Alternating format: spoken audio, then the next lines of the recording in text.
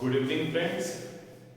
मैं मंगरू का गुरु डॉक्टर प्रेम सागर मिश्रा आज हम लोग मॉलिक्यूलर डायग्नोसिस के बारे में देखने वाले हैं। ये आपका 12th बायोलॉजी का चैप्टर 12, उसमें बायोटेक्नोलॉजिकल एप्लीकेशंस इन मेडिसिन, उसका जो थर्ड पार्ट है। सबसे पहले हम लोगों ने क्या पढ़ा? जेनेटिकली इंजीनियर्ड इंसुलिन के बारे में, देन उसके बाद हम लोगों ने देखा जीन थेरापी, और आज जो हम लोग देखने वाले हैं वो है molecular diagnosis. Now what is molecular diagnosis? जब हम लोग मॉलिक्यूलर बायोलॉजी को यानी बायोटेक्नोलॉजी को अप्लाई करते हैं डिजीज डायग्नोसिस में, किसमें? Disease diagnosis. Disease diagnosis.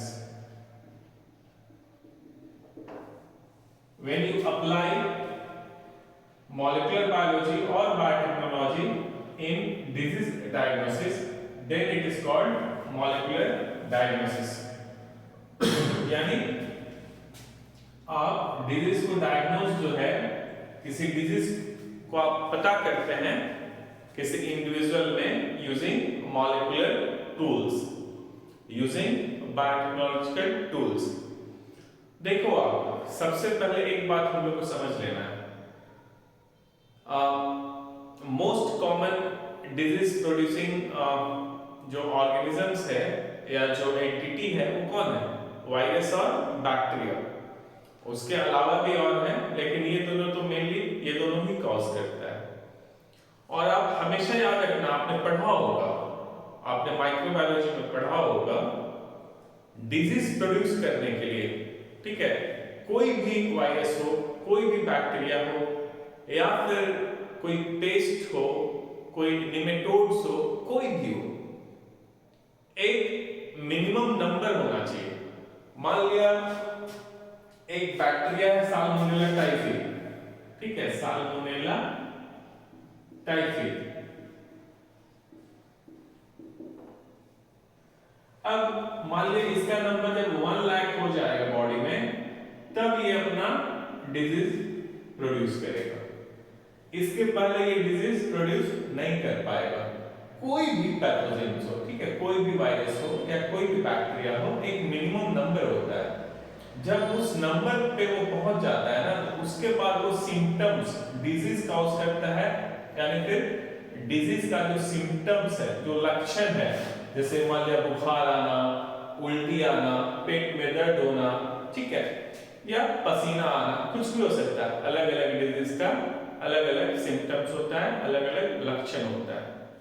तो यानी एक मिनिमम कंसंट्रेशन होना चाहिए, ठीक है। मिनिमम कंसंट्रेशन जब होगा तभी जो, मान लिया किसी को एड्स हो गया, तो जब तक एड्स वायरस का एक मिनिमम कंसंट्रेशन बॉडी में नहीं हो जाएगा, तब तक वो सिम्टम्स यानी लक्षण, डिजीज का जो सिम्टम्स है, जो लक्षण है, वो नहीं दिखा पाएगा। It means what? It means you need to have a high concentration of pathogen in the body of patient to show the characteristics of that disease, isn't it? तो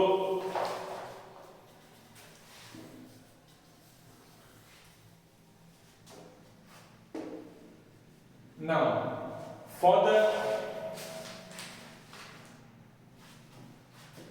now you know that कोई भी disease, किसी को भी कोई भी disease है, तो उसका ट्रीटमेंट जो है, बेस्ट ट्रीटमेंट, इफेक्टिव ट्रीटमेंट आप कब कर पाएंगे?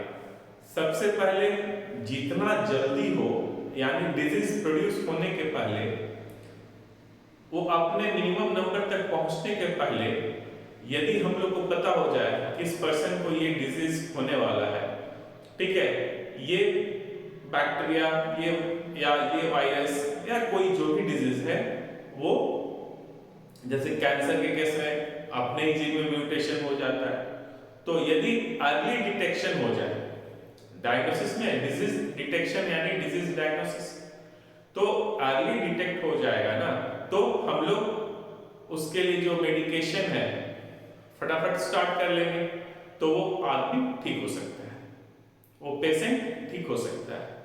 यानी कोई भी डिजीज के ट्रीटमेंट के लिए, इफेक्टिव ट्रीटमेंट के लिए दो चीज एसेंशियल है, दो चीज मस्ट है, ठीक है।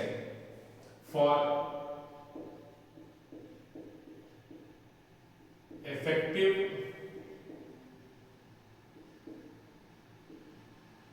treatment of a disease, two things. First, early diagnosis, और दूसरा डिजीज का पैथोफिजियोलॉजी।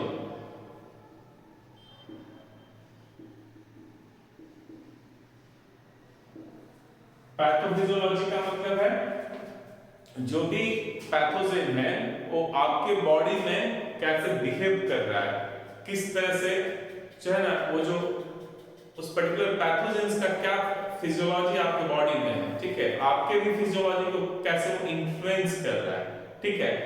यदि हमको वो पता हो जाएगा, जैसे मान लिया आपको पता है जो एड्स वायरस है वो किसको टारगेट करता है, वो आपके टी सेल्स को, CD4+ टी सेल्स को टारगेट करता है, ठीक है।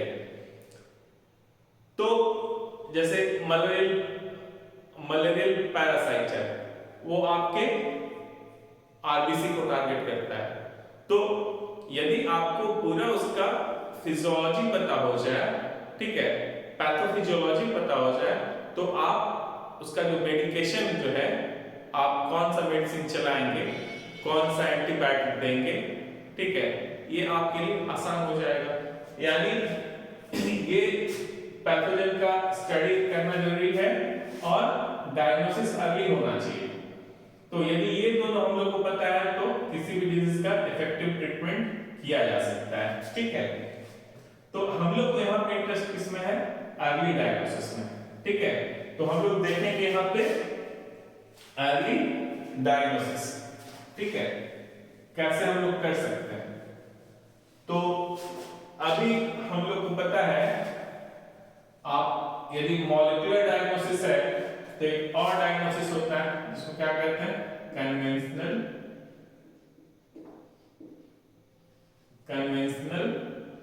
डायग्नोसिस। ये अभी भी हम लोग करते हैं। कन्वेंशनल डायग्नोसिस में क्या होता है, मान लिया किसी को कोई बीमारी हो गया, तो जब उस डिजीज का सिम्टम्स दिखता है आपके पास में, या मान लिया आपको पसीना बहुत आ रहा है, ठीक है, स्वेटिंग आप बहुत ज्यादा कर रहे हो और साथ में बहुत ज्यादा आपको फीवर आ रहा है, फीवर कभी इंक्रीज हो जाता है कभी डाउन हो जाता है, तो आप क्या करेंगे, आप जब डॉक्टर के पास में जाएंगे तो आप अपना सिम्टम्स बताते हैं और सिम्टम्स के बेसिस पे, ठीक है, वो डॉक्टर जो है ना वो सोचता है कि हाँ फाइन, इसको ये डिजीज हो सकता है, ये पैथोजन ने इसको इन्फेक्ट किया होगा, और उसके बाद वो क्या करता है, प्रिस्क्राइब करता है। देखो, जब एक डिजीज का सिम्टम्स दिखना स्टार्ट हो गया, इसका मतलब उसका कंसंट्रेशन, पैथोजन का जो कंसंट्रेशन है वो हाई हो गया, हाई कंसंट्रेशन हो गया, ठीक है। क्योंकि लो कंसंट्रेशन में आप कन्वेंशनल डायग्नोसिस नहीं कर सकते हैं, ठीक है। तो एक तो हो गया आपका, डॉक्टर जो है ना वो आपके सिम्टम्स के आधार पर डायग्नोस करता है, हाँ इसको ये हो सकता है डिजीज। उसका डॉक्टर क्या करता है, doctor blood test, urine test ये सब लिखता है। तो ब्लड टेस्ट, ब्लड यानी फिर सीरम टेस्ट हो गया, सीरम टेस्ट, यूरिन टेस्ट, ठीक है, ये सब क्या है, मेथड्स ऑफ कन्वेंशनल डायग्नोसिस है। एक डॉक्टर सिम्टम्स का आधार पे भी, तो ये सब के लिए जो है ना आपको high concentration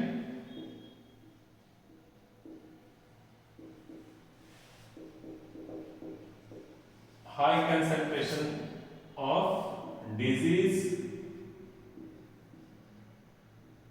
causing agents means pathogens, ये होना चाहिए। यदि ये होगा तभी आप कन्वेंशनल डायग्नोसिस के लिए, यानी तब तक तो आपके बॉडी में जो इंफेक्शंस था वो डिजीज कॉज कर चुका है ना, अपना नंबर वो बिल्डअप कर लिया, अपना नंबर वो बढ़ा चुका है। यानी कन्वेंशनल डायग्नोसिस का सबसे बड़ा डीमेरिट क्या हो गया, जब आप कन्वेंशनल डायग्नोसिस के लिए जाएंगे तब तक तो डिजीज हो चुका है, उसके बाद मेडिकेशन चलाना होगा। लेकिन यदि हम लोग जब इसका जैसे मान लीजिए इंफेक्शन हुआ या फिर थोड़ा नंबर जब इसका लो कंसंट्रेशन था, लो कंसंट्रेशन था, लो कंसंट्रेशन था ऑफ पैथोजेंस,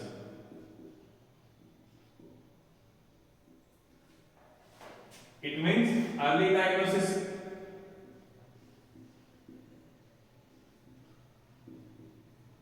early diagnosis यानी इस स्टेज में जब लो कंसंट्रेशन है उस समय भी डायग्नोसिस हो जाता है कि हाँ इस बैक्टीरिया ने या इस वायरस ने इसको इन्फेक्ट किया है, तो आप क्या करेंगे, आपका मेडिकेशन इजी हो जाएगा, रिकवरी इजी हो जाएगा। यहाँ तो रिकवरी डिफिकल्ट है ना, टाइम टेकिंग होगा। तो आखिर अर्ली डायग्नोसिस कैसे होगा, क्योंकि जब तक आपको सिम्टम्स दिखेगा नहीं तब तक तो डॉक्टर आपका ब्लड या यूरिन चेक करवाएगा नहीं, या खुद भी डायग्नोज जो कर रहा है वो आपके सिम्टम्स के साथ नहीं कर पाएगा।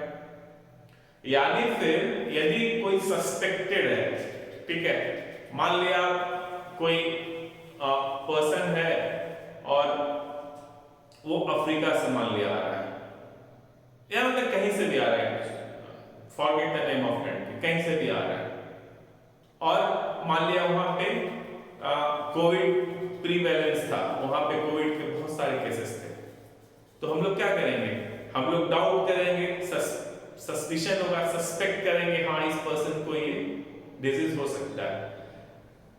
या फिर एक पर्सन है वो बाहर गया जहां पे एड्स के बहुत पेशेंट थे, वहां पे हो गया हुआ था,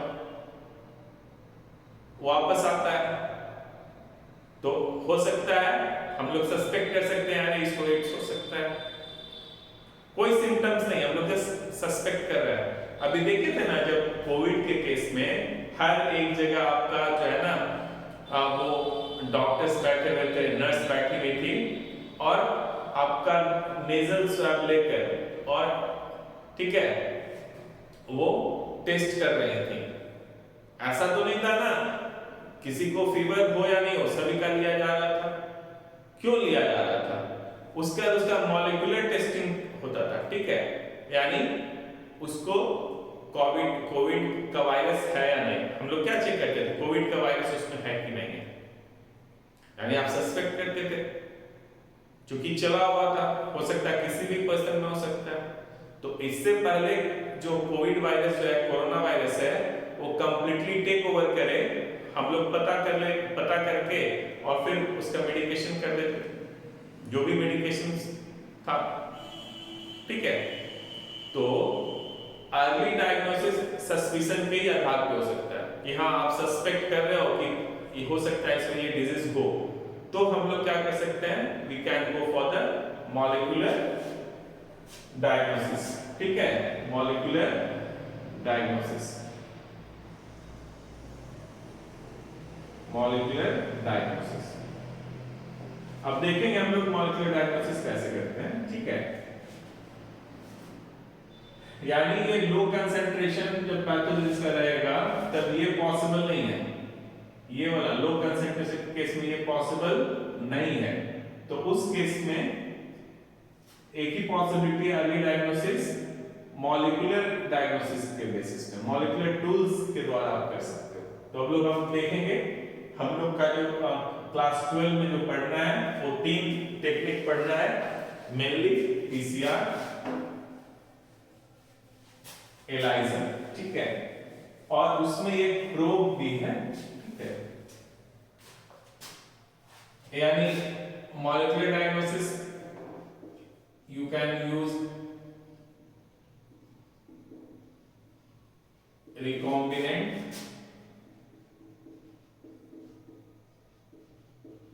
डीएनए टेक्नोलॉजी।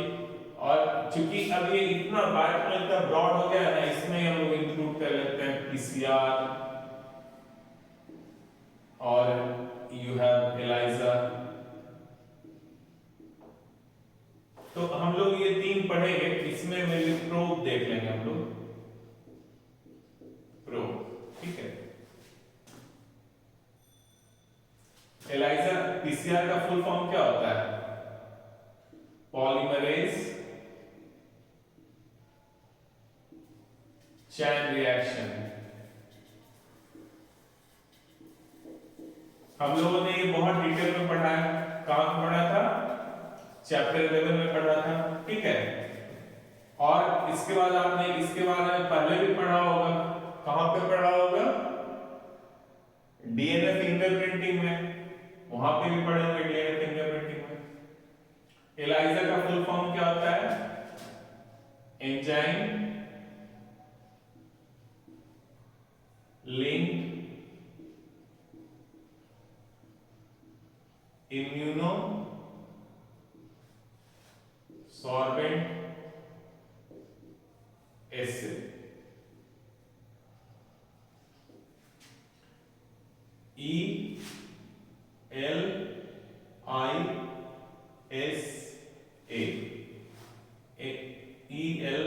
ELISA ELISA. क्यों इसको एलाइजा कहते हैं अभी हम लोग देखेंगे, ठीक है। तो हम लोग स्टार्ट करते हैं पीसीआर से, ठीक है, पॉलीमरेज चेन रिएक्शन से।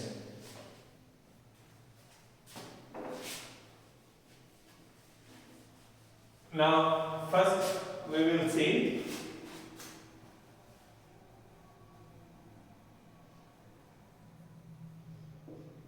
PCR in disease diagnosis।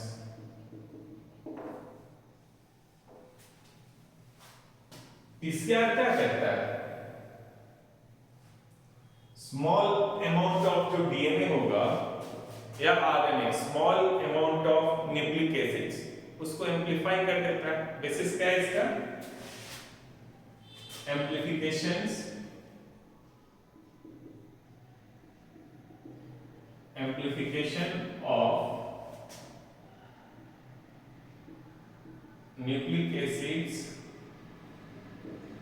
of disease causing agents or pathogens।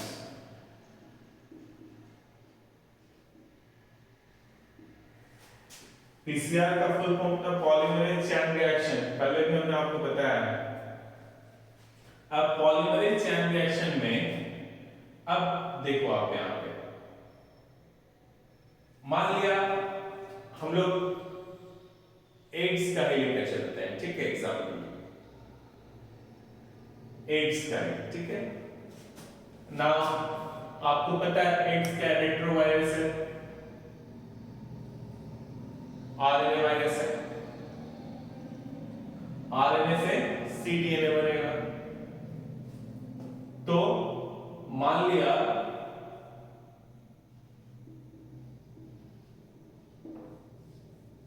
AIDS virus जो है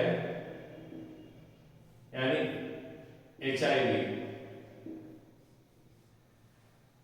एचआईवी वायरस जो है वो जब इन्फेक्ट करेगा किसी भी पर्सन को, तो जब इन्फेक्ट किया तो वो अपना जेनेटिक मटेरियल डाल देगा, है ना। जेनेटिक मटेरियल आरएनए होता है। उसके बाद उसका कॉम्प्लीमेंट्री डीएनए, और आपके पास में अब तो सीक्वेंस भी किया हुआ है। तो इसका दो तरह से आप टेस्ट कर सकते हो। अर्ली डायग्नोसिस आप कर सकते हैं, एक यूज कर सकते हो एलाइजा,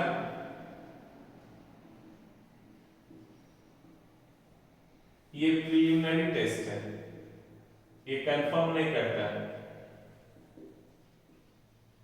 प्रीलिमिनरी टेस्ट है, कंफर्म नहीं करता है।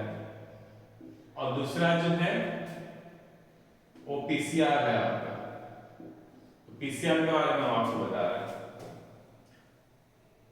तो जब इन्फेक्ट किया तो इससे पहले कि मान लिया आप सस्पेक्ट कर रहे हो कि एक पर्सन को, मान लिया कोई पर्सन एक्स है, ठीक है, और आप सस्पेक्ट कर रहे हो कि इसमें एचआईवी हो सकता है, तो आप क्या कीजिए, ब्लड सैंपल ले लीजिए,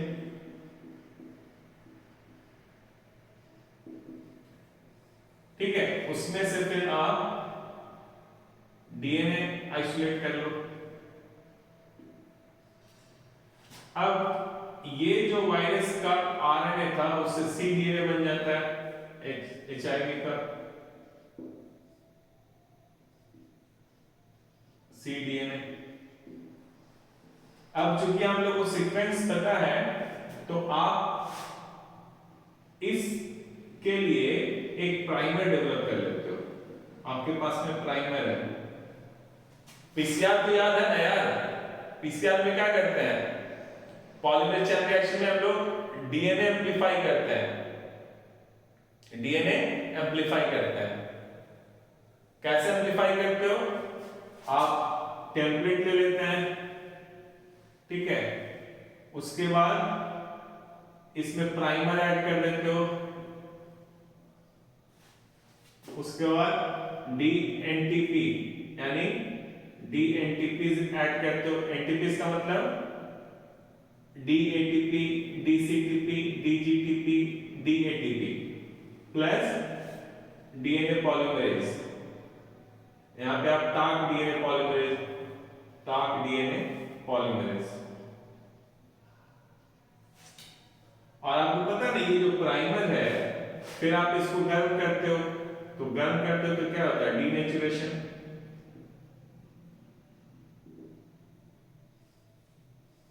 है ना, डीनेचर हो गया।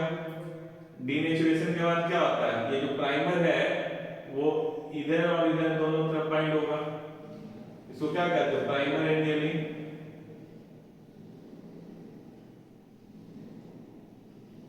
प्राइमर एंगलिंग उसके बाद क्या करता है, इसको एम्प्लीफाई कर देता है, इसको क्या कहते हो आप, एक्सटेंशन।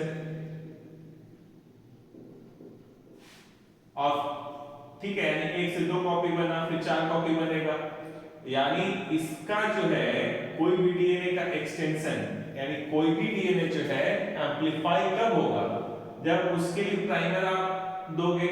प्राइमर क्या होता है, कॉम्प्लीमेंट्री होता है। मान लिया ये एचआईवी का डीएनए टेम्पलेट है और आपने प्राइमर किसके लिए बनाया, एचआईवी के लिए। ये प्राइमर किसके लिए बना रहा है, एचआईवी के लिए, इसके लिए। इसके लिए प्राइमर बनाने का मतलब क्या है, इसके डीएनए का कॉम्प्लीमेंट्री है प्राइमर।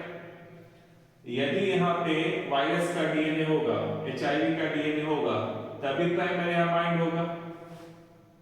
मान लिया ये एचआईवी का डीएनए नहीं है, मान लिया एचआईवी वायरस इंफेक्ट नहीं किया है, तो उसका डीएनए नहीं आएगा, तो ये प्राइमर यहाँ पे अटैच नहीं हो पाएगा। जब प्राइमर अटैच नहीं होगा तो डीएनए का सिंथेसिस ही नहीं होगा। समझ में आ रहा है? हम ये आपको बताना चाह रहे हैं कि जो प्राइमर होता है ना वो स्पेसिफिक होता है। मान लिया वायरस का डीएनए आप एम्प्लीफाई करना चाहते हो, आप वायरस का जो डीएनए है उसका बहुत सारा कॉपी बनाना चाहते हो, ठीक है, तो प्राइमर भी जो है ना वायरस के डीएनए का होना चाहिए। अब देखो, आप चूंकि हम लोग को वायरस के डीएनए सीक्वेंस पता है, तो उसके अगेंस्ट में हम लोग प्राइमर बना लेंगे, यानी स्पेसिफिक प्राइमर हो गया। जिसका डीएनए सीक्वेंस पता होता है उसको कहते हैं स्पेसिफिक प्राइमर, और जिसका नहीं पता होता है उसको कहते हैं रैंडम प्राइमर। अभी हम उसमें नहीं जा रहे हैं, आप इतना याद रखो, जब डिजीज डायग्नोसिस के लिए हम लोग जाते हैं तो प्राइमर हमारा स्पेसिफिक होता है। मान लिया साल्मोनेला के लिए आप जाओगे तो साल्मोनेला टाइफी का हमको फाइंड आउट करना है, तो साल्मोनेला का जो डीएनए होगा उसका स्पेसिफिक डीएनए होगा, उसका स्पेसिफिक डीएनए का हम लोग स्पेसिफिक प्राइमर लेते हैं। यानी यदि वो वायरस है ब्लड में तो डीएनए एम्प्लीफाई होगा, और जब वायरस है ही नहीं, प्राइमर डालने के बाद में क्या होगा, वो एम्प्लीफाई नहीं होगा। यानी एम्प्लीफिकेशन किस पे डिपेंड करेगा, टेम्पलेट के ऊपर में। टेम्पलेट है ही नहीं तो एम्प्लीफाई नहीं होगा, ठीक है। तो उसके बाद जो है आप मान लिया यहाँ पे आपने एम्प्लीफाई किया, एक मशीन आता है पीसीआर मशीन, उसको थर्मोसाइक्लर कहते हैं, उसी में डाल देते हैं। अब इसमें जो है वो आपने सब कुछ डाल दिया था, ब्लड सैंपल का डीएनए, ब्लड से जो डीएनए, यदि ब्लड में वायरस भी है तो उसका भी डीएनए आएगा, ठीक है, ब्लड डीएनए। इसमें आपने प्राइमर डाल दिया था और ये सब भी डाल दिए थे। तो अब हम लोग जो इसमें आफ्टर पीसीआर, अब इसमें प्रोडक्ट बना हुआ है, ठीक है, इसमें है। अब वायरस का डीएनए एम्प्लीफाई हुआ है या नहीं हुआ है, तो दिखेगा नहीं इसमें, ऐसे करके नहीं ना देख पाओगे कि अरे वायरस का डीएनए है कि नहीं है, दिखता तो है नहीं। तो अब आपको क्या करना पड़ेगा, अगारोस जेल, अगारोस, इसमें स्टैंडर्ड रन करना होगा और इसमें एम्प्लीफाइड डीएनए, एम्प्लीफाइड डीएनए। अब रन करने के बाद इसको आपने रन किया, ठीक है, मान लिया ये जो है वायरस का डीएनए का है। अब उसके बाद आपने तो रन कर लिया, तो आपको जेल पे दिखेगा नहीं, इसको फिर क्या करना होगा, एथिडियम ब्रोमाइड से, एथिडियम ब्रोमाइड से इसको क्या करना होगा, स्टेन करना होगा। उसके बाद जब आप transilluminate, UV transilluminator इसके ऊपर में लेके जाओगे, तो यदि यहाँ पे बैंड नहीं दिखा तो एड्स नहीं है, एचआईवी वायरस नहीं है। यानी यदि डीएनए यहाँ बना होता तो यहाँ पे बैंड बन जाता है ऐसे, लेकिन बैंड तो बन नहीं रहा है। बैंड नहीं बनने का मतलब क्या है, यहाँ पे डीएनए, वायरस का डीएनए नहीं है, यानी वायरस का इन्फेक्शन नहीं है। यदि वायरस का इन्फेक्शन होता, एक कॉपी भी होता है डीएनए का, तो यहाँ पे बन जाता, और फिर हम लोग यहाँ पे दिखता, यानी बैंड दिखेगा तो एचआईवी पॉजिटिव है, बैंड नहीं दिखेगा तो एचआईवी नेगेटिव है। क्योंकि टेम्पलेट चाहिए, प्राइमर स्पेसिफिक कार्ड डाल लो, टेम्पलेट चाहिए, टेम्पलेट तो है नहीं, तो कहां से बनेगा। तो इस तरह से आप जो है ना डिजीज डायग्नोसिस करते हो। तो एक तो आप लैब में देख लोगे, जेल पे ही दिख जाएगा ट्रांस इल्यूमिनेटर से, लेकिन आप मान लें रिपोर्ट को प्रिजर्व करना है या रिपोर्ट किसी और को देना है, तो क्या करना पड़ेगा, तब आपको जो है सदर्न हाइब्रिडाइजेशन करना पड़ेगा, सदर्न हाइब्रिडाइजेशन प्लस उसके बाद क्या करना होगा, ऑटो रेडियोग्राफी। हम बहुत डिटेल में इसलिए नहीं जा रहे हैं क्योंकि आप लोग ये पढ़े होंगे कहीं ना कहीं से, ठीक है। वैसे यदि हम जब डीएनए पढ़ाना चालू करेंगे, फिर डीएनए फिंगरप्रिंटिंग बताएंगे, तो उसमें सब डिटेल में हम आपको बताएंगे। तो दिख तो यहाँ पे ही जाएगा, लेकिन मान लिया आपको प्रिजर्व करना है इसको, तब इसको क्या करते हो आप, इस जेल को जो है उसका सडन हाइब्रिडाइजेशन करते हैं, ठीक है। और उसके बाद उसका ऑटो रेडियोग्राफी, यानी सडन हाइब्रिडाइजेशन करने के बाद प्रोब आप लेते हो, प्रोब लेते हो, और प्रोब क्या होगा, प्रोब जो है शॉर्ट सिंगल स्ट्रैंडेड डीएनए और RNA tagged with radio active molecule, ठीक है, रेडियो एक्टिव मॉलिक्यूल। यानी यदि उसके बाद एक्सरे फिल्म, ऑटो रेडियोग्राफी में क्या होता है, एक्सरे फिल्म डेवलप करते हो, एक्सरे फिल्म। तो यदि यहां पे बैंड रहेगा, ये बैंड यदि रहेगा यहाँ पे, तभी ना यहाँ पे आकर आपका प्रोब बाइंड होगा, यानी डीएनए होगा तभी तो प्रोब बाइंड होगा। यदि डीएनए नहीं है तो प्रोब बाइंड नहीं करेगा। यानी यदि बैंड यहाँ पे एक्सरे फिल्म में देखोगे, यदि यहाँ पे बैंड नहीं दिख रहा है, इसका मतलब डिजीज नहीं है, और दिख रहा है तो डिजीज है, ठीक है।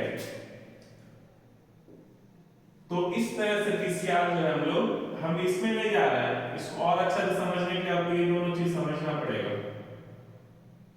पर जस्ट आप समझो इस तरह से पीसीआर हम लोग जो है वो यूज करते हैं फॉर डिजीज डायग्नोसिस। जो भी पैथोजन है, जो भी बैक्टीरिया, वायरस या कैंसर सेल्स जो भी है, आप उसको एम्पलीफाई करना चाहते हैं तो वो डीएनए टेम्पलेट वहां होना चाहिए। यानी पैथोजन का या कैंसर सेल्स का उसका डीएनए वहां होना चाहिए। और प्राइमर हमारा क्या होता है, स्पेसिफिक होता है। तो प्राइमर स्पेसिफिक होने का मीनिंग क्या होता है, यदि उसको टेम्पलेट मिलेगा तभी बाइंड होगा और तभी डीएनए बनेगा। यानी डीएनए यदि नहीं बन रहा है, यदि बनेगा तभी आपका अगारोस जेल पे दिखेगा, नहीं बनेगा तो अगारोस जेल पे नहीं दिखेगा। कब नहीं बनेगा, जब प्राइमर टेम्पलेट से बाइंड नहीं होगा। यानी जब टेम्पलेट होगा ही नहीं तो प्राइमर बाइंड कहां होगा, है ना। जब टेम्पलेट है ही नहीं, इन्फेक्शन है ही नहीं, तब डीएनए टेम्पलेट नहीं होगा तो प्राइमर बाइंड नहीं कर पाएगा, डीएनए नहीं बन पाएगा। मतलब बैंड यदि दिखा तो डिजीज है, बैंड नहीं दिखा तो डिजीज नहीं है। इस तरह से हम लोग पीसीआर को यूज करके कोई भी कुछ भी डिजीज डायग्नोसिस कर सकते हैं, ठीक है। और उसमें सिर्फ एक दो वायरस भी रहेगा, ब्लड सैंपल में आ गया बस उसके बाद आप एम्पलीफाई कर लोगे। यानी बहुत माइन्यूट माइक्रो क्वांटिटी में भी होगा ना, नैनो में भी होगा, तभी आप उसको डिटेक्ट कर सकते हो यूजिंग पीसीआर। यानी बहुत अर्ली डिजीज डायग्नोसिस है। दूसरा है ये स्पेसिफिक इतना ज्यादा है ना कि यदि रिपोर्ट रिजल्ट में आ गया पॉजिटिव, इसका मतलब वो है पॉजिटिव, निगेटिव होने का कोई क्वेश्चन अराइज नहीं होता है जब तक कि उसके ब्लड सैंपल में कोई कुछ डालना नहीं, ठीक है। तो इसलिए इसको हम लोग कंफर्मेटरी टेस्ट करते हैं। पीसीआर को क्या करते हैं, कंफर्मेटरी टेस्ट, कंफर्मेटरी टेस्ट, ठीक है। तो इस तरह से पीसीआर जो है आपका काम करता है। इसको समझने के लिए पीसीआर का आपके पास में अच्छा नॉलेज होना चाहिए, सडन हाइब्रिडाइजेशन का और ऑटो रेडियोग्राफी का। पीसीआर तो मैंने बहुत डिटेल में बताया है, यदि आप जाकर देखेंगे तो देखिएगा बहुत बड़ा वीडियो है, लेकिन सब कुछ समझ में आ जाएगा। ये दोनों बनाकर हम डाल देंगे क्योंकि बहुत इंपॉर्टेंट पार्ट है। नाउ नेक्स्ट वन इज, देखो आप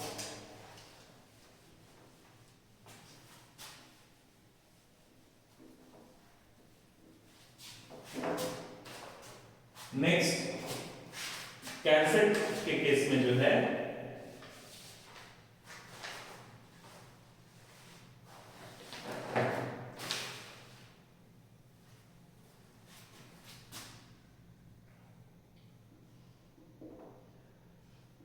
डायग्नोसिस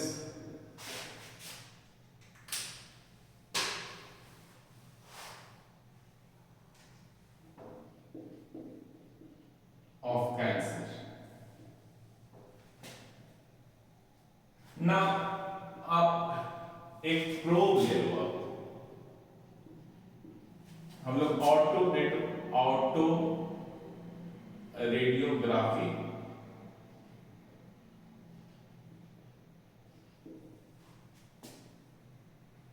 ऑटो का मतलब क्या होता है? सेल्फ। रेडियोग्राफी खुद अपना ही जो है ना वो रेडियोग्राफी करता है। एक्सरे फिल्म पे ये रेडियोग्राफी का मतलब क्या है? एक्सरे फिल्म पे आप डेवलप करते हो। तो प्रोब, ये प्रोब डीएनए प्रोब और आरएनए प्रोब हो सकता है। क्या है ये? ए सिंगल स्ट्रैंडेड डीएनए और RNA tagged with radioactive molecule. ठीक है, ये जो रेडियो एक्टिव मॉलिक्यूल है ना, इसी के रेडिएशन से एक्सरे फिल्म पे, ठीक है, एक्सरे फिल्म डेवलप होता है। यानी एक्सरे फिल्म पे डेवलप हो गया तो इसका मतलब वहां पे रेडियो एक्टिव मॉलिक्यूल है। नहीं डेवलप हुआ स्पॉट, उसका मतलब रेडियो एक्टिव मॉलिक्यूल वहां पे नहीं है। तो मान लिया जैसे ये डीएनए है या आरएनए है, तो इस पे आप लेबल कर दिए यहां पे। ठीक है, ये क्या है? लेबलिंग है। ये हो गया डीएनए और आरएनए। यानी यहां पे सीक्वेंस होगा कुछ भी, मान लो डीएनए है C T A G C A C G A T, इस तरह से ए सी जी ए के ऊपर में कर दिया, डीएनए है तो ठीक है। तो सिंगल स्टैंडर्ड है, देखो सिंगल स्टैंडर्ड है, और आपने क्या किया है? लेबल कर दिया है इसको, किससे? रेडियो एक्टिव मॉलिक्यूल से। प्रोब का काम होता है, प्रोब का मीनिंग ये होता है टू डिटेक्ट। ठीक है, टू डिटेक्ट। अब देखो आप, ये जो प्रोब है वो कहां फाइंड होगा? ये ए है, ठीक है। तो ये कोई भी डीएनए सीक्वेंस जो इसका कॉम्प्लीमेंट्री होगा, आपको पता है ना, डीएनए या आरएनए, तो न्यूक्लियोटाइड्स जो है, न्यूक्लिक एसिड स्पेयरिंग का रूल क्या है? कॉम्प्लीमेंट्री होता है। अब मान लो यहां पे दो सीक्वेंस हम लोग ले लेते हैं। पहले मैं आपको समझा रहा, ये है क्या, ठीक है, ऑटो रेडियोग्राफी। अब एक ले लिया आपने G A P C G C T A T G C, ये आप ले लिए। तो ये देखो यहां पे, ये इसका कॉम्प्लीमेंट्री है। यहां पे क्या है? C T A G C G A T A C G C, ये जी है, ये 5 प्राइम टू 3 प्राइम है, तो ये 3 प्राइम टू 5 प्राइम। तो ये देखो आप, है ना कॉम्प्लीमेंट्री, ये और एंटी पैरेलल में सी इससे है, टी ए से है, तो यानी ये जो है आपका इससे बाइंड कर रहा है।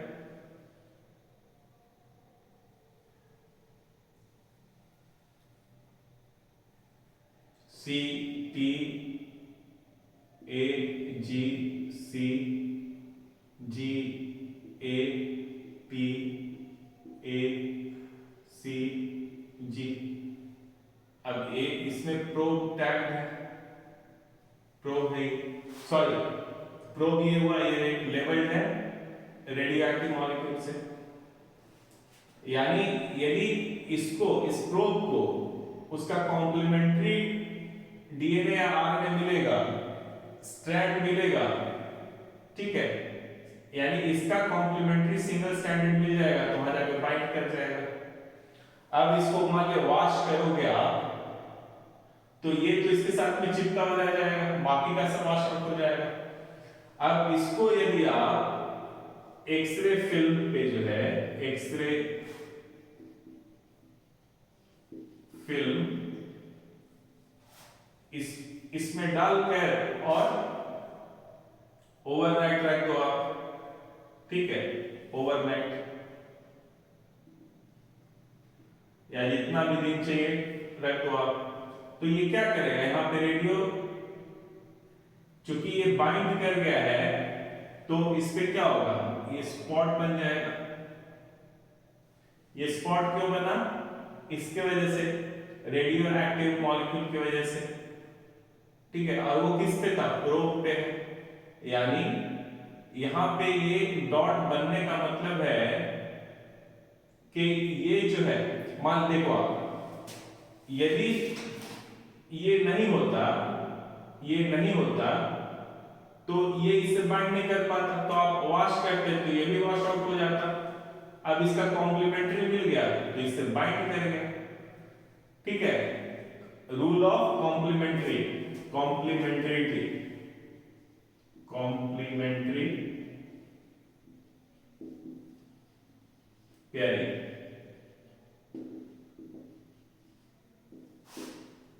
है ना। तो यदि इस प्रोब का जो है कॉम्प्लीमेंट्री सीक्वेंस मिलेगा तो बाइंड करेगा और फिर वहां पे आपको एक्सरे फिल्म पे डेवलप हो जाएगा डॉट। यदि ये यहां पे नहीं होता तो क्या होता है, जब आप, तो इससे पेयरिंग नहीं हो पाता और इसको जब आप वॉश करते तो ये वॉश आउट हो जाता। फिर आप इस पे इसको रख के ओवरनाइट छोड़ देते, तो चूंकि ये रेडियो एक्टिव मॉलिक्यूल नहीं है तो यहाँ पे ये नहीं बन पाता। मान लिया जैसे देखो यहाँ पे मान लिया म्यूटेशन हो गया, ठीक है, म्यूटेशन डिलीशन हो गया, अब सिर्फ 4 का ही बचा है, ठीक है, 5 का ही बचा है, तो ये इससे बाइंड नहीं हो पाएगा, तो ये वॉश करोगे तो वॉश आउट हो जाएगा। म्यूटेशन हो गया तो ये आपका जो प्रोब है इससे बाइंड नहीं कर पाएगा। क्यों नहीं बाइंड कर पाएगा, अब तो कॉम्प्लीमेंट्री का जो रूल है वो फॉलो नहीं हो पा रहा है। ये बाइंड क्यों होता है, कॉम्प्लीमेंट्री रूल की वजह से, पेयरिंग रूल जो है उसकी वजह से। अब यहाँ पे है ही नहीं तो नहीं बाइंड हो पाएगा। या फिर ये कोई बिल्कुल ये डीएनए स्ट्रैंड जो है ए जी टी सी ए जी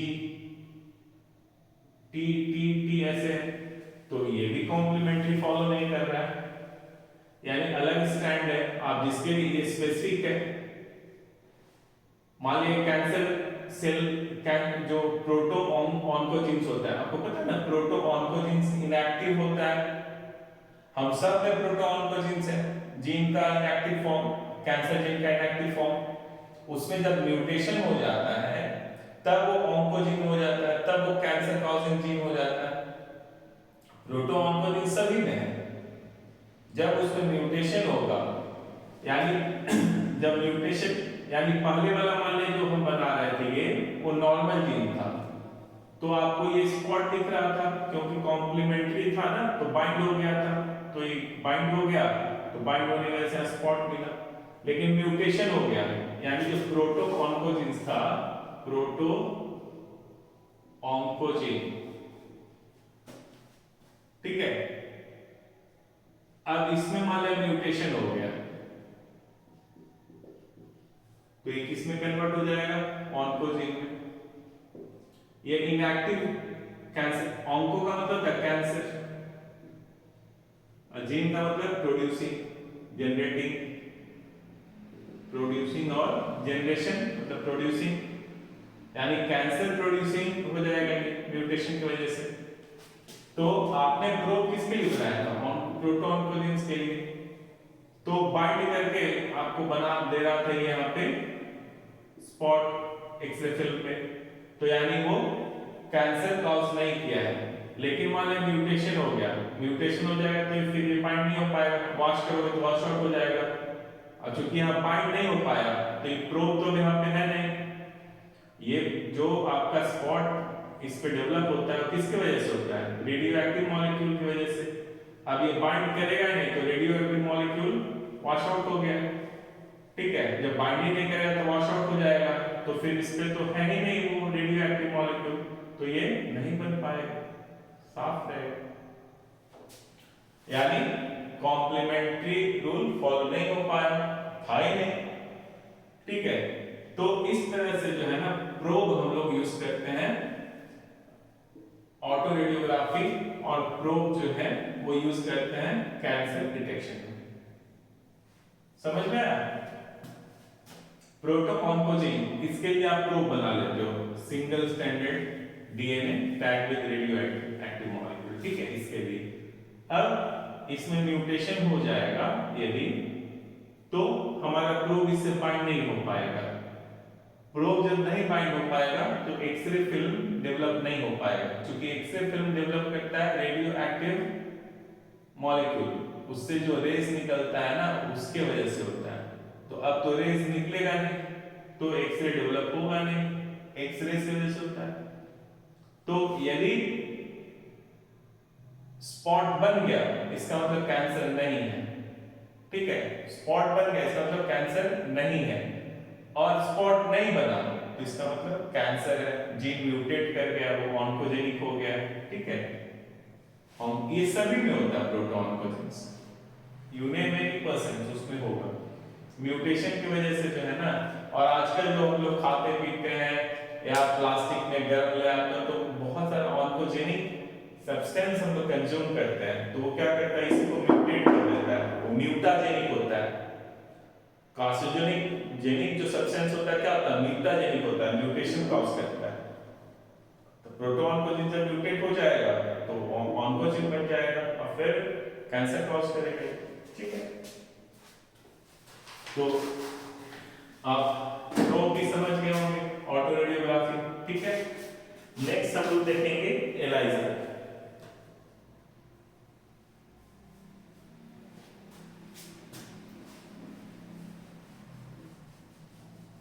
एक्सरे फिल्म कोई फोटोग्राफिक फिल्म भी आप कर सकते हो। ठीक है, फोटोग्राफिक एक्सरे फिल्म कोई फोटोग्राफिक फिल्म भी आप कर सकते हैं।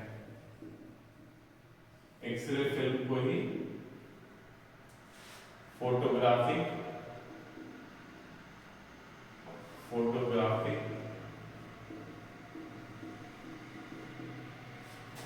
अब जैसे मान लीजिए एक सेल है, ठीक है, नॉर्मल सेल है या जो भी है सेल है, तो इसका बहुत सारा क्लोन बना लिए, क्लोन कर लिए इसको, तो इसका इसके अंदर में डीएनए है।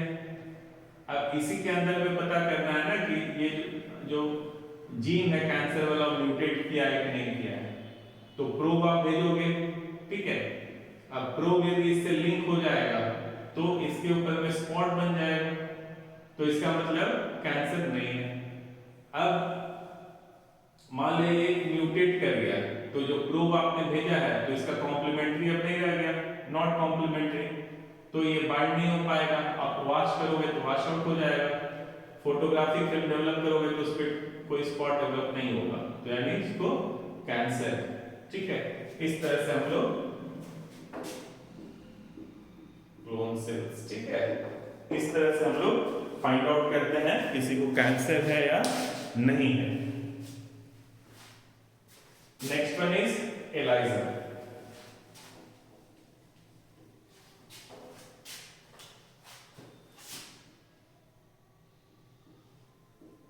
एलाइजा जैसे इसका नाम जो है ना क्या है, एंजाइम लिंक्ड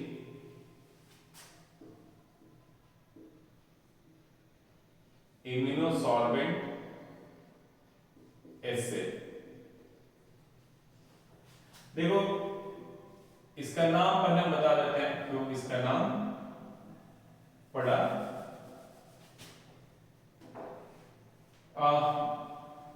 जैसे एलाइजा प्लेट आता है, उसका एक वेल हम लोग ले रहे हैं, ठीक है, एक वेल ले रहा है। एलाइजा प्लेट आता है, ठीक है, उसका एक वेल ले रहा है। अब इसके ऊपर में आप या तो एंटीजन का कोटिंग कर दो, ये एंटीजन है, या एंटीबॉडी का कोटिंग कर दो,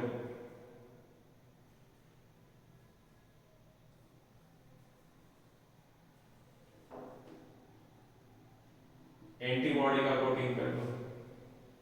तो आप जॉर्बेंट यानी एडजॉर्ब से आया है, ठीक है, यानी यहां पे इसके सरफेस के ऊपर में आप या तो एंटीजीन या एंटीबॉडी एडजॉर्ब कर रहे हो, तो ये हो गया इम्यूनो सॉल्वेंट।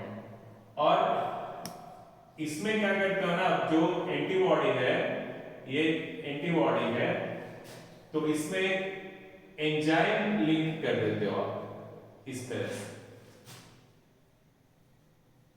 ठीक है। एंजाइम एंटीबॉडी है ये, इसमें आप एंजाइम लिंक कर देते हैं। ये एंजाइम आपका मेनली दो एंजाइम्स है, एंजाइम जो है ना, ई से हम लोग एंजाइम्स को दिखा रहे हैं, मेनली दो एंजाइम्स होता है, एक होता है अल्कलाइन फॉस्फेटेज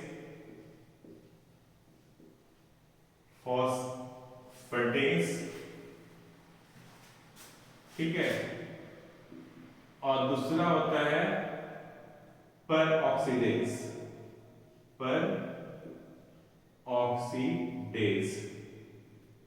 ये हॉर्स शू से लिया गया था, इसलिए इसको हॉर्स शू पर ऑक्सीडेज भी कहते हैं, ठीक है। हॉर्स शू से भी लिया गया है, इसलिए इसको कहते हैं हॉर्स शू पर ऑक्सीडेज। तो अल्कलाइन फॉस्फेटेज एंड पर ऑक्सीडेज, ये याद रखना, मेनली यही दोनों एंजाइम यूज होता है। तो ये जो एंजाइम है ना, आप एंटीबॉडी के साथ में टैग कर देते हो, लिंक कर देते हो, ठीक है, इसलिए इसको कहते हैं एंजाइम लिंक्ड, ठीक है। तो और ये आपका इम्यून सिस्टम का पार्ट है, ठीक है, इम्यूनिटी प्रोवाइड करता है, आपको बताइए। तो आप एंटीबॉडी को लिंक कर देते हैं एंजाइम से। अब ये एंजाइम का जो काम है ना, क्रोमोजेनिक सब्सटेंस,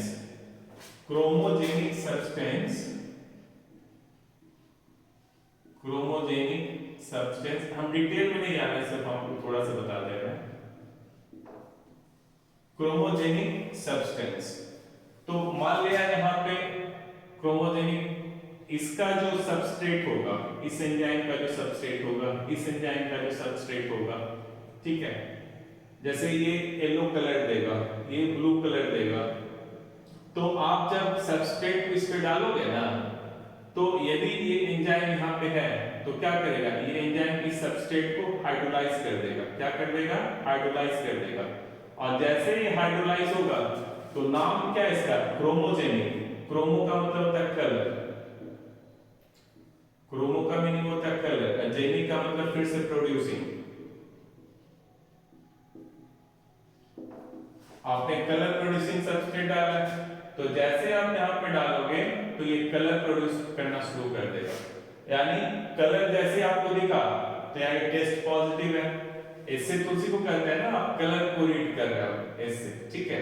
तो आप जैसे यहाँ पे कलर प्रोड्यूसिंग सब्सटेंस डालोगे, क्रोमोजेनिक सबस्ट्रेट डालोगे, यानी कलर प्रोड्यूस हो गया, इसका मतलब एंजाइम वहां पे है, एंजाइम वहां है, इसका मतलब ये भी है, अभी आएंगे इसमें। और सब एंजाइम्स नहीं होगा तो कलर प्रोड्यूस नहीं होगा, ठीक है। तो आप ये याद रखना, कौन सा दो एंजाइम जो है ना, ये दोनों एंजाइम में यूज होता है, अल्कलाइन फॉस्फेटेज और पेरोक्सीडेज। और सबस्ट्रेट क्या होता है? क्रोमोजेनिक सबस्ट्रेट, ये याद रखना, कलर प्रोड्यूसिंग सबस्ट्रेट।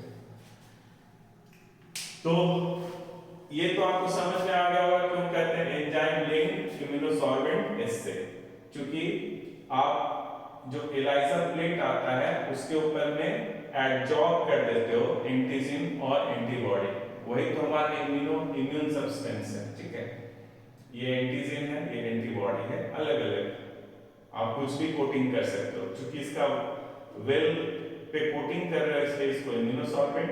इससे यानी ये जो आप रीड कर रहे हो कलर को, इससे है, ठीक है। तो एंजाइम लिंक्ड इम्यूनोसॉर्बेंट इससे। अब हम लोग आ जाते हैं एलाइजा के ऊपर में, ठीक है, यहां तक आप समझ गए होंगे। अब एलाइजा जो है ना, वो बेस्ड है antigen antibody, it is based on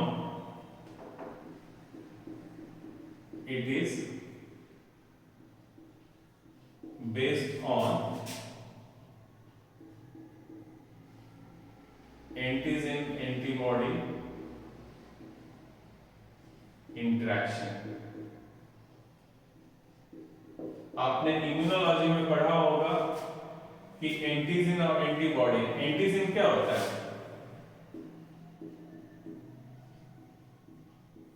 इसको जब आप ब्रेक करोगे ना तो एंटी का मतलब होता है एंटीबॉडी, जीन का मतलब फिर हो गया जनरेशन यानी प्रोड्यूसिंग। यानी हमारे बॉडी में वैसा कोई भी सब्सटेंस या कोई भी मॉलिक्यूल जो हमारे बॉडी में एंटीबॉडी प्रोडक्शन स्टार्ट करवा दे, इंड्यूस कर दे, तो उसको हम लोग क्या कहते हैं? एंटीजन। तो मेनली जैसे जो भी बैक्टीरिया या वायरस या कोई फॉरेन पार्टिकल्स हमारे बॉडी में जाता है तो क्या है? एंटीजन है। ठीक है, एंटीजन है। उसके अगेंस्ट में हमारा बॉडी एंटीबॉडी बनाना स्टार्ट कर देता है, तो ये एंटीजन हो गया हमारा। तो मेनली यहाँ पे ये हो सकता है प्रोटीन, ग्लाइकोप्रोटीन, जो आपके एग्जाम बुक में भी हम बता रहे हैं, ग्लाइकोप्रोटीन, कार्बोहाइड्रेट भी हो सकता है, लिपिड भी हो सकता है। लिपिड उतना अच्छा नहीं होता है, ठीक है। कभी कभी न्यूक्लिक एसिड्स भी हो सकता है, लेकिन मेनली प्रोटीन और ग्लाइकोप्रोटीन, ठीक है, एंटीजन होता है। तो आपको पता है जब भी फॉरेन पार्टिकल्स यानी एंटीजन हमारे बॉडी में जाता है तो एंटीबॉडी बनता है और एंटीबॉडी जाके उस एंटीजन से बाइंड हो जाता है और ये स्पेसिफिक होता है, ठीक है। हम इम्यूनोलॉजी बताएंगे ना, उसका हम बताएंगे, अभी हम बहुत टाइम आपको नहीं दे सकता। तो कोई भी बैक्टीरिया मान लिया, ये एक बैक्टीरिया है, ठीक है, तो इसके ऊपर में जो इस ग्लाइकोप्रोटीन है या प्रोटीन है मान लिया, तो इसके अगेंस्ट में बन गया एंटीबॉडी, एंटीबॉडी बना, ठीक है, ये एंटीबॉडी बना। तो ये जो है कोटिंग जो है, तो ये जाएगा एंटीबॉडी और यहाँ पे बाइंड हो जाएगा। तो इसको ये एंटीजन हो गया, यानी बैक्टीरिया जो हमारा एंटीजन हो गया। इसका खास करके ये आपका प्रोटीन या ग्लाइकोप्रोटीन बोल रहे हैं, और तो इसी को तो कहते हैं एंटीजन एंटीबॉडी रिएक्शन। या कोई वायरस है, मान लिया ये एड्स वायरस है मान लिया, और इसके अगेंस्ट में एंटीबॉडी बना हुआ है, तो क्या देखोगे आप, जैसे ही यहां पे आएगा तो बाइंड हो जाएगा इससे। अब मान लिया हम, ठीक है, मेरा एंटीबॉडी आप हॉर्स में डाल दो, मेरा एंटीबॉडी लेकर आप घोड़े में डाल दो, तो मेरा जो प्रोटीन है एंटीबॉडी, लेकिन हॉर्स के लिए, घोड़ा के लिए क्या हो गया? एंटीजन हो गया। यानी मेरे एंटीबॉडी के अगेंस्ट में वो एंटीबॉडी बनाएगा, उसको कहते हैं एंटी एंटीबॉडी और सेकेंडरी एंटीबॉडी। ये सब पढ़ाएंगे, हम आपको बताएंगे, हम आपको जब हम आपको इम्यूनोलॉजी बताएंगे। तो जब मेरा आप एंटीबॉडी हॉर्स में डाले तो वहां पे वो एंटीबॉडी नहीं है, वो उसके लिए प्रोटीन है, एक फॉरेन पार्टिकल है। इसलिए घोड़ा का जो है ना, घोड़ा जो है, जो हॉर्स है, वो हमारे एंटीबॉडी, मेरे जो एंटीबॉडी था उसके लिए वो प्रोटीन है, उसके लिए वो एंटीजन है, उसके अगेंस्ट में एंटीबॉडी बना देगा, ठीक है। तो हम बहुत डिटेल में नहीं जा रहे हैं, हम सिर्फ आपको फटाक से बता दे रहे हैं कि ये है क्या। तो इसमें मान लिया हम लोग को एड्स वायरस जो है, मान लिया एड्स वायरस का प्रोटीन है, हम लोग एड्स वायरस डिटेक्ट करना है, ठीक है। आपको पता है ये यूज होता है, प्रिलिमिनरी टेस्ट है, एड्स वायरस है, HIV वायरस। अब देखो आप, हम लोग को पता है ना कि ये जो है ना आपका, ये जो वायरस है, तो जैसे हमारे बॉडी में जाता है तो इसके अगेंस्ट में एंटीबॉडी बनना स्टार्ट हो जाता है, ठीक है। तो ये जो एंटीबॉडी बनता है ना, इसके अगेंस्ट में जो एंटीबॉडी बनेगा वो बॉडी में है। अब ये जो है ना घोड़ा में डाल दो, हॉर्स में डाल दो, तो इसके अगेंस्ट में ये आप इंजेक्ट कर दीजिए, एंटीबॉडी है, इसके लिए, इसके लिए। अब इसको हॉर्स में डाल दो आप, तो हॉर्स में जो है ना इसके लिए एंटीबॉडी बन जाएगा, इसके लिए, तो इसको बोलते हैं एंटीबॉडी, एंटीबॉडी। तो सेकेंडरी एंटीबॉडी भी कर सकते हैं। अब क्या करना है ना, मान लिया आपको, हम लोग के पास तो पता है, तो एलाइजा प्लेट जो है उस पे कोटिंग हो गया है किसका,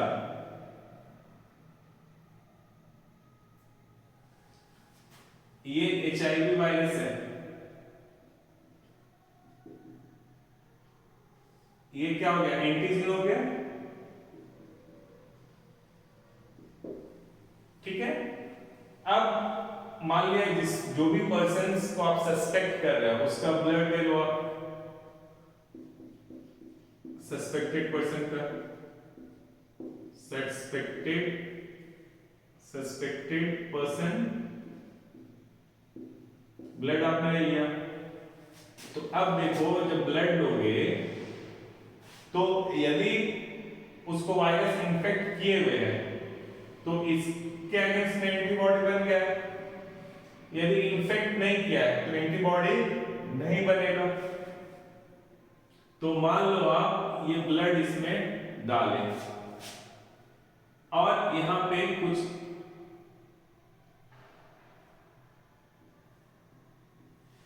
ठीक है, उसके बाद इसको वॉश कर दो आप, यहां पे कुछ बाइंड हो गया है, अभी तो दिख नहीं रहा है, दिखता तो नहीं है ना एंटीजन एंटीबॉडी बाइंड हो गया, ऐसा तो दिखता नहीं है। अब इसके बाद इसको वॉश कर लेना है।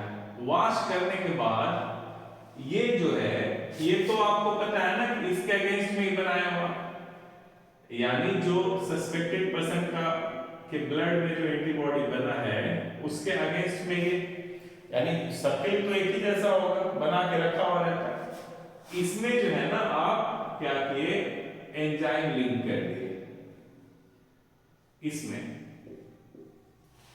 क्योंकि ये तो आप जिसको डिटेक्ट करने वाले हो, तो डिटेक्ट करने वाले हैं तो थोड़ी ना उस आदमी के पर्सन से निकाल के एंजाइम उसमें लिंक करोगे। लिंक मान लिया लिंक करना ही होता है तो हम लोग उस समय पता हो जाता है कि अरे यार इसको तो पॉजिटिव है, तो ऐसा तो होता नहीं है। डिटेक्ट किसी को करना है कि उस पर्सन में वो एंटीबॉडी बन रहा है कि नहीं।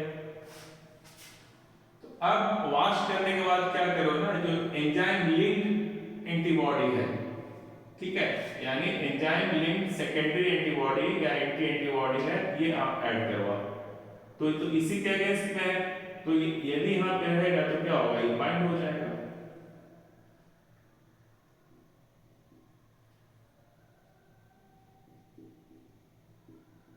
ये बाइंड हो जाएगा।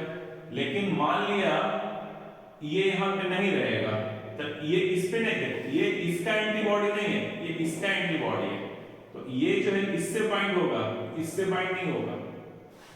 तो मान लिया वो पर्सन इन्फेक्टेड नहीं है, तो इन्फेक्टेड नहीं है तो ये भी नहीं बनेगा, तो जब आप वॉश करोगे तो सिर्फ ये रह जाएगा, ये तो है ही नहीं।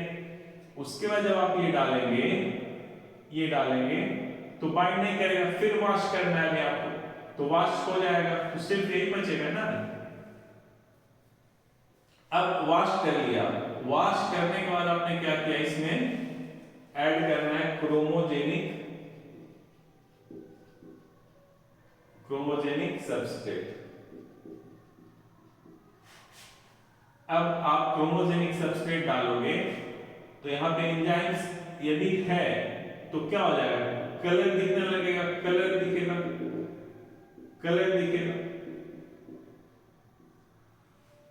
अब जो भी मान लिया ब्लू कलर वाला डाला तो ब्लू दिखेगा, येलो कलर वाला है तो येलो दिखेगा, तो यहां कलर दिखेगा।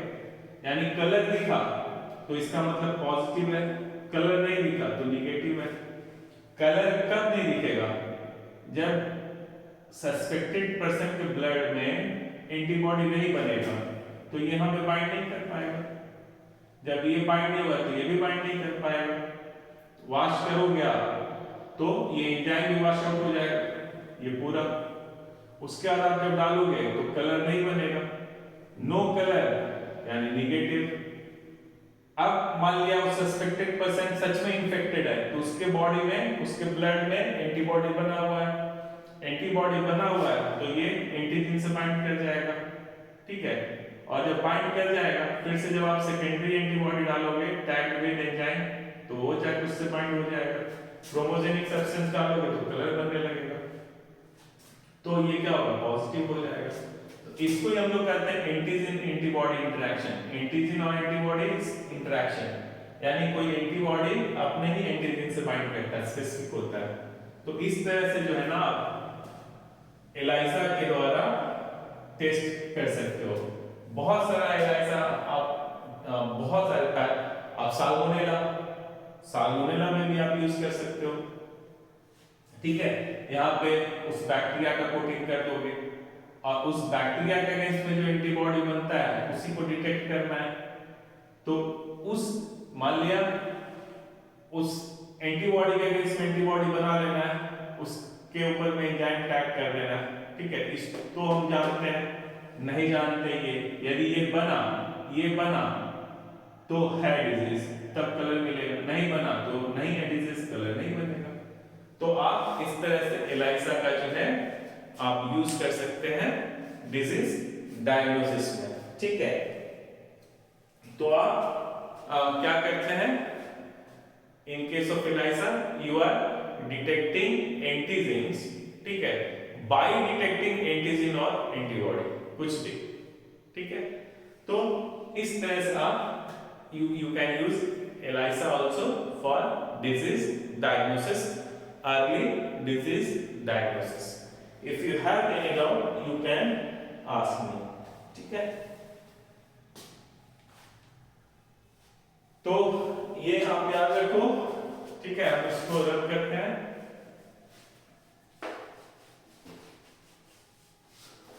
तो एक तो ये हो गया based on antigen antibody reaction, दूसरा इसमें क्या डिटेक्ट करते हैं, डिटेक्टिंग आइदर एंटीजन और एंटीबॉडी प्रोड्यूस्ड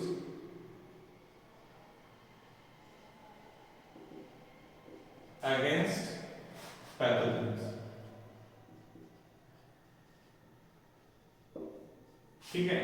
यानी देखो कोटिंग यहाँ पे किसका था, एंटीजन का था ना, तो एंटीबॉडी को यहाँ पे हम लोग डिटेक्ट कर रहे थे, एंटीबॉडी बाइंड होता है।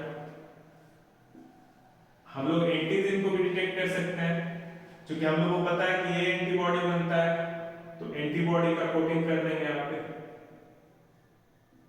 फिर ब्लड सैंपल में एंटीजन होगा तो एंटीजन यदि होगा तो एंटीजन यहाँ बाइंड करेगा। फिर इसी एंटीबॉडी में आप लिंक कर दिया एंजाइम, ये आएगा बाइंड हो जाएगा। तो यहाँ पे आप एंटीजन डिटेक्ट कर रहे हैं, यहाँ पे एंटीबॉडी डिटेक्ट कर रहे हैं।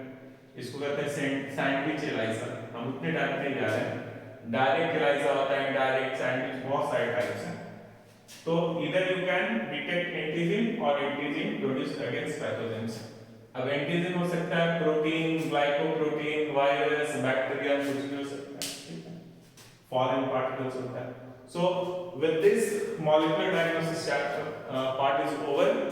आपको थोड़ा भी डाउट है, कहीं पे भी डाउट है तो आप हमसे कमेंट बॉक्स में लिखिएगा, हम श्योर आप रिप्लाई करेंगे, तुरंत बता देंगे। या phone number you can note down 8210118108. You can call me and ask me. Definitely I can clarify you on phone also, ठीक है। तो friends again I am requesting you, if you find my videos interesting, beneficial for you, then please subscribe my channel. Please you subscribe. I'll request even you to ask your friends to subscribe so they will also get benefited from my videos. Okay, so fine, thank you so much.